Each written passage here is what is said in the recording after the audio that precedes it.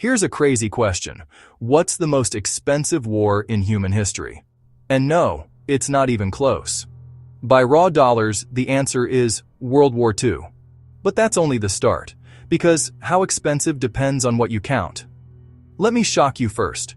If you just look at government spending, the Allies and Axis together burned through amounts that, adjusted for today, land in the tens of trillions. The United States alone spent the equivalent of multiple trillions. Factories running 24/7, oceans of fuel, fleets of ships and planes, millions of people on payroll. But that's the simple bill. The real cost?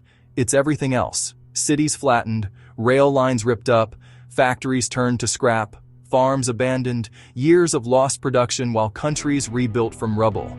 Economists roll that into total economic cost, and the estimate for World War II explodes far beyond the sticker price. Think entire years of global GDP wiped out. Now, curveball. If you only count what governments signed checks for, the post-9/11 war on terror is also massive. Think many trillions when you include interest on the debt, veterans' care for decades, and homeland security. So which wins? By absolute economic devastation, direct spending plus destruction plus lost output, World War II is number one. It engulfed over 60 countries, mobilized more than 100 million people, and turned huge chunks of Europe and Asia into rebuild projects that lasted a generation. By share of the world economy at the time, World War II also dominates. For many countries, wartime spending swallowed 30 to 50% of their entire GDP. Imagine half of everything your country makes in a year gone to war. And the bill didn't end in 1945.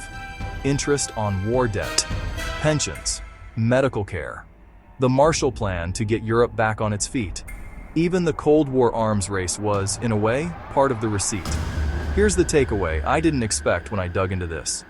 War is most expensive in the things we don't see on a balance sheet. The factory that never opened, the bridge that wasn't built, the student who became a soldier and never came home. So the headline answer is World War II, but the real lesson is bigger.